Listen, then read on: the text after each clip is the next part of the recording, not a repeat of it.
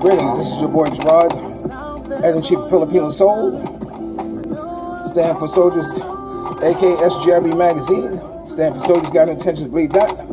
And everyone should be soldiering for something, a dream, a goal, an idea, a train of thought, something. Right now I'm in the gym. It's interesting where we get our motivation from to do things. And I watched Roland Martin. And Roland Martin was working on a treadmill. I guess he's trying to take after his boy, Reverend Dr. Al Sharpton, lose that weight. So I figured, what the hell? If it was good enough for them, it's good enough for me. So I got my hoodie on, it's a fleece. It has lambskin inside. And I plan at least try to sweat a little bit. My plans for today, because you should always ask yourself when you wake up, what are your plans for today? My plan for today is to complete the mailing of the magazine to President Duterte's legal counsel head, Salvador Pinelo, to hit the UN, Western Union for my daughter, a medication, and go pick up some magazines. Now, because of the financial that I've been going through, apartment, airline ticket and all that stuff, which is kind of interesting. I posted about a photo. I was going to tell you what happened. Why God always makes me humble. I'm one of those, I can't do this. It's not that I can't. It's hard. Not hard. My knees hurt. Not that my knees hurt. I'm lazy. Not that I'm lazy. Have you got enough excuses from me that I'm not going to do this?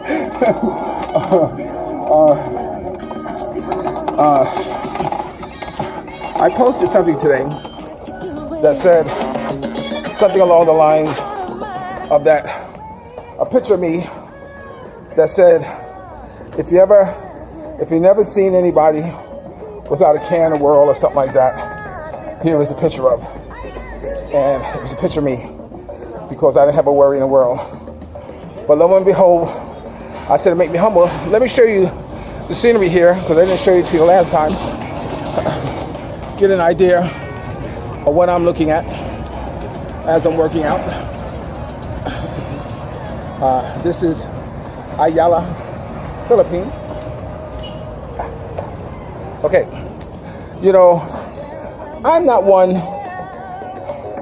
who always keeps checking my bank account balance or what have you. Let me pause here and get in the pool. Now let me finish this right here. I'll do 3. I'm not one who always keeps check of his balance in the bank. And when you don't do that, wow, I almost went out the window. It always leads to some interesting. There's Janet. Janet cleans the pool.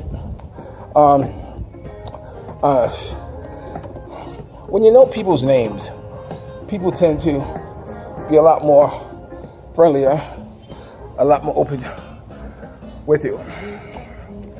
I'm going to let you hear one of the best lines in music before I finish with Money Bank. This is Boss Scat. I shouldn't have told you. But what he said way back then still holds true today.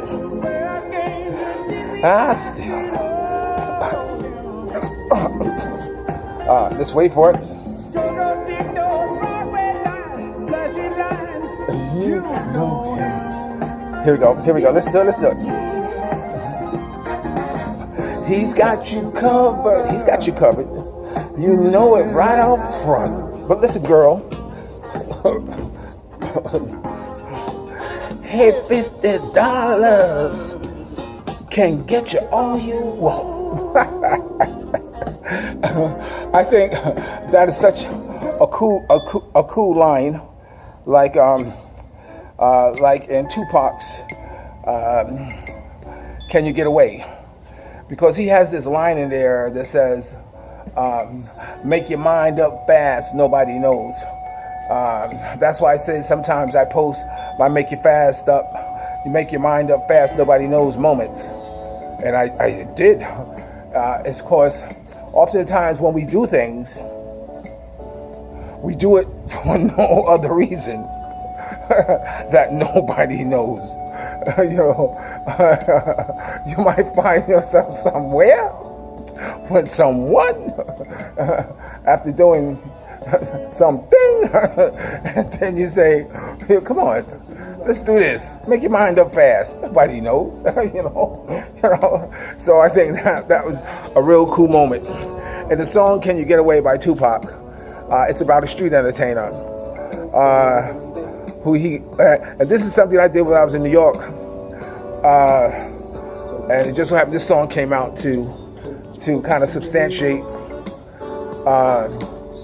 my CeeLo, as they call it. Is that I used to pull up on girls and say, come on, let's go to the beach. We ain't got to hang out here in the hood. Come on, let's go. Oh, I can't. Come on, ain't nobody going no. Come on, let's go.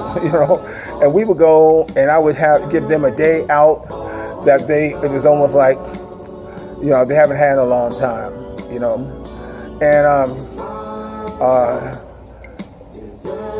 in the song "Can You Get Away," he's pulling up on this girl who he says, "I see your man beating up on you and shit. You don't have to stand for that." He says, I'm trying to think of what the lyrics go. He says,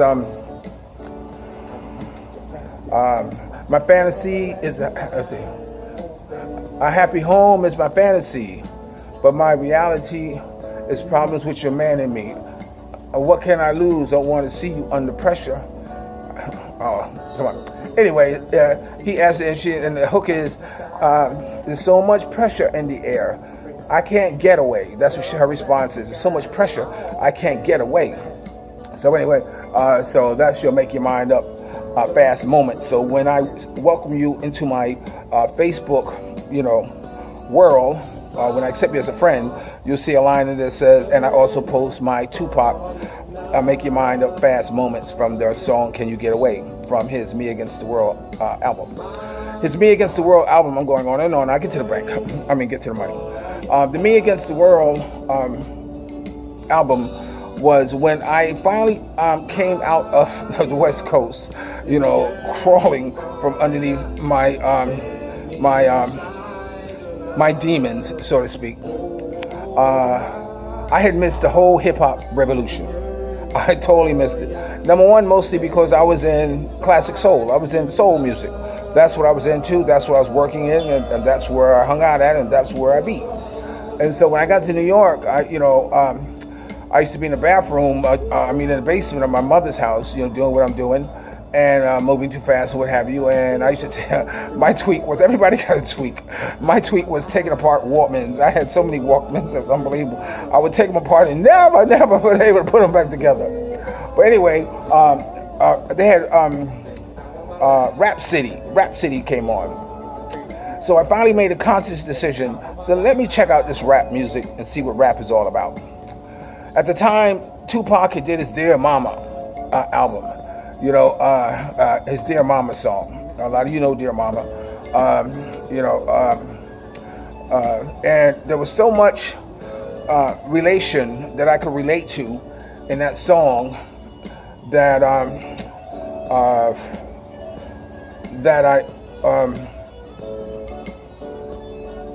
it inspired me to watch more hip-hop, I guess is the best way to say. And then I saw Method Man and Mary J. Blige as, I gotta love Joan for your body and your skin tone. I can't remember the name of it. You're All I Need. And that's when they were sampling a lot of the music of the classic soul artists.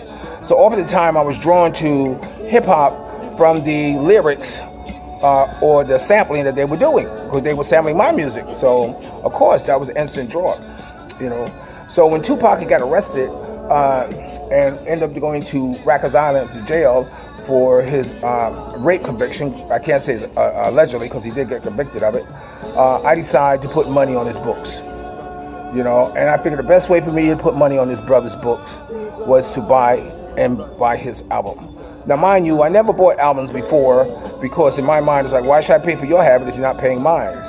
What I can't get on the radio, I don't want. Besides, what I'm listening to on the radio is what I like. There's no guarantee I don't like the rest of your album.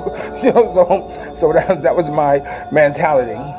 So when I bought it, I was absolutely blown away from the music that was on this. Outlaw, what's the other one? Temptation. Temptation. Oh my God. I wish I could remember some of the lyrics. I see the lyrics, but I just can't recite them. Temptation. There was just so much. This is so much cultural exchange in that, that I was very much impressed with Tupac. And then come to find out that his mother was a Black Panther. Come to find out that he was involved in social issues.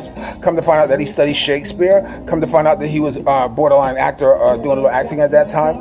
Tupac was the epitome of an all-around successful, talented individual. Unfortunately, his demons caught up with him. The demons, in a sense, making bad decisions and ended up in the wrong crowd, whatever it is. I don't know the full story. But he has been like the only rapper who I listen to. And although he used profanity, when he used it, it wasn't so much in your face as some of the other hip hop artists or as they do today. When he says, Robert, how old are you? He said, I'm 11. And it goes on, which brings me into another thing. And I'm going to stop because I'm going to keep going on.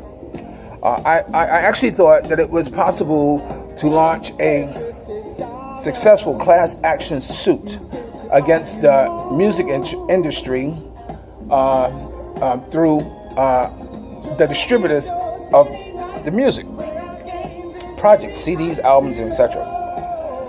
Because on the album itself or on the project it says explicit material, parental advisory, no one under 18 should listen to this. So okay, cool, we got that.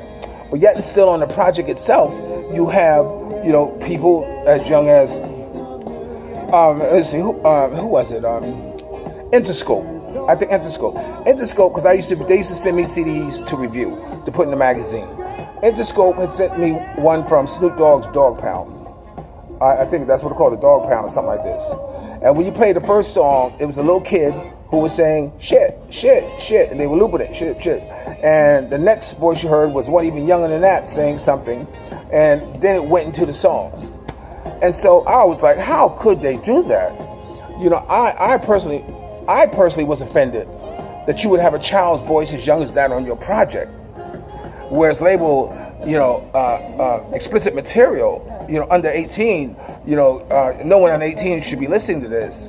But then I didn't blame the artist because the artist is doing what artists do. When you got a label giving you $5, $10, $15 million or however much money to work on a project, sign your contract, and you take that money and you go in the studio and you invite your baby's mama, your baby's mama's mama, your relatives, your nieces, your nephews, you got all that stuff in the studio, and there's a big party, and you might have one kid saying something, and you put the mic in front of him and you get it recorded, and you put it on there, and isn't this cute? Chit, maybe put a little money in. I don't know what the story is, but I felt it was up to the distributors to listen to every bit of material before they distribute it, and that anything that had anyone under the age of 18 was inadmissible for distributing. Case in point, I know you all watch porn. I would hesitate to think that you would get a porn CD that says, parental advisory, no one under 18 should watch this. And when you put it in your player, the first thing you see are children, playing jacks on the living room floor or sitting at the table eating a peanut butter jelly sandwich. And then the camera pans into the bedroom, where the woman is getting her brains knocked out. You know what I'm saying? A dugout or sex or you wouldn't see the porn activity after visualizing the children, doing children thing in the front room. And that's the same thing in my mind, is that if that's wrong, then it should be wrong to do that. So I thought it was actually possible to sue the music industry with a class action suit for distributing material across state lines with minors on it, with it being labeled no one under 18 should be listening to this music.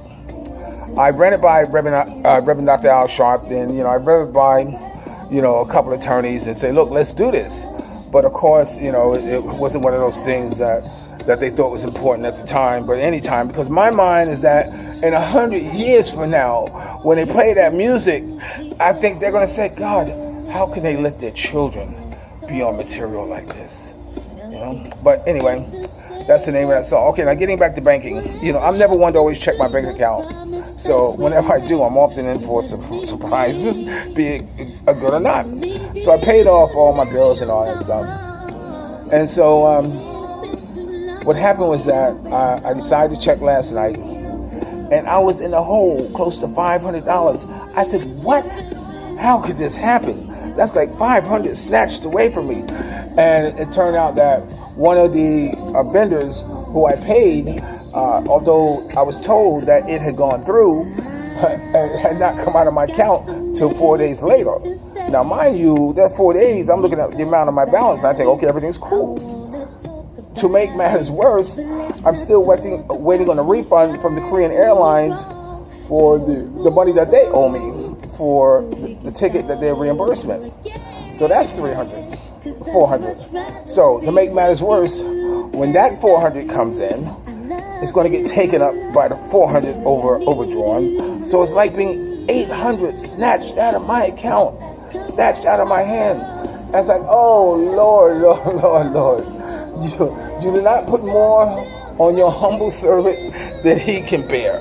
This too shall pass. That's the name of that tune. Now the magazine, I paid, the magazine was like 77,000 pesos. I paid over 40,000 pesos. They gave me 200 magazines. There's a balance due, because of my moving and all this stuff, I don't have it or whatever. But I need more magazines. So I'm looking at it this way. You have 500 magazines. I paid you over half. At least I should have 250 magazines, not just 200. So I want to go today and say, look, man, give me another batch of magazines. You know what I'm saying? At least give me what I paid for.